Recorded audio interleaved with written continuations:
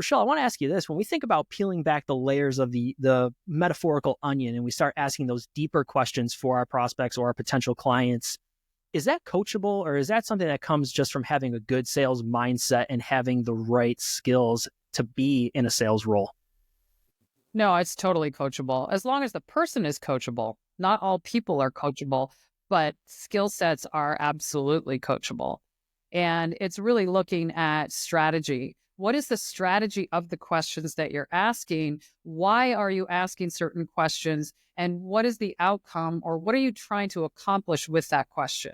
So it's not just like, let me throw out a question, hey, what's your biggest issue? What's been the biggest problem in finding people? You've got to think about, how do I put these questions together in a structured way? So it takes a little bit more, thought and planning. But the beauty of it is yes, it's absolutely coachable. And there's all sorts of ways to get trained on that. And it's not hard. Once you get the concept of it and you understand the levels that you're trying to get to, it's very easy. Then what great salespeople do is they have all the different questions and then they just add to it.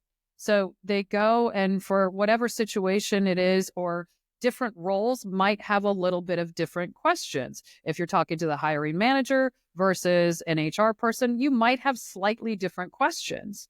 If you're talking to a CEO versus a mid-level manager, that might be different questions. Slightly different, concept still the same, questions change because the role has a different outlook in the business. And so you've got to, make sure that you keep that in mind.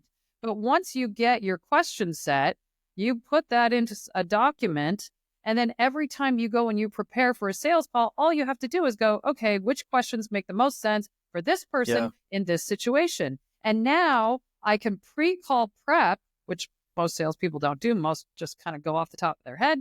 Another issue, but I can pre-call prep really, really easily because I did all the upfront work, months ago. And then some of the questions that I ask that I find like they're not getting me, anything, they're just really not working, I just dump those, throw those away. Don't ask that one because I've already tested it on 10 people and, the question's not getting me any information. It's just not working. Okay, no problem. I could dump it. And if I have enough sales calls, I can really test out these questions and figure out which ones work really well and which ones don't. It's just like, in marketing, you do A/B testing. What copy works really well? What do people respond to? What do people not respond to? And salespeople kind of, I think thinking of sales with a little bit of that marketing mentality would be really helpful to a lot of salespeople. It's not just talking. It's not just you're a good presenter, so go talk and people like you and then you're going to be able to sell. That's not how it works. Yeah, I come from a music background, and I, in a lot of talks that I've given, have sort of ended every talk with a set list, right? These are the things I talked about, and here's my set list. And I've also used a set list when I speak because my slides follow a certain cadence, right? And as you were talking and you're thinking about, okay, these are sort of the 7 questions we always ask, and then we have sort of these plug and play. When I'm in Detroit, I have this song that gets added to the set list, or I'm in Buffalo, this song gets added into the set list. I love the thought of making that music analogy of saying, okay, this is our 7-song run. We always play these 7 songs. These are the 7 questions we will always ask.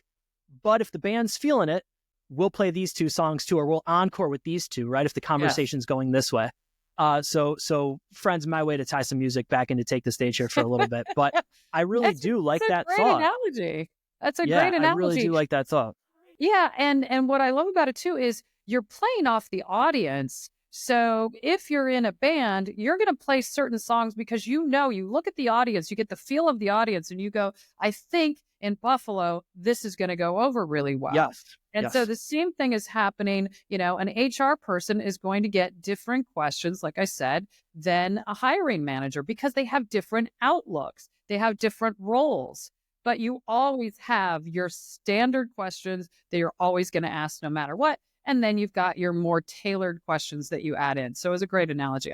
I might steal that one, actually. You're welcome to it. I also like that there's an out. So in the same respect, right, if you're playing too many high energy songs, you need to bring it down. You need to give people a chance to breathe. There are sales calls that are not going to go the way you want them to go, and you need to deviate from the plan. And if you know, okay, if this happens, comedians do this really well. If they get heckled, they immediately go into a heckling bit, right? They know what they're going to say when they get heckled. That's not impromptu. They know what they're going to say. So if the conversation starts to get away from you on a sales call, know what sort of song or bit you can plug into to still save the sales process, but get you to at least that next stage of the sales process, get you closer to the yes in that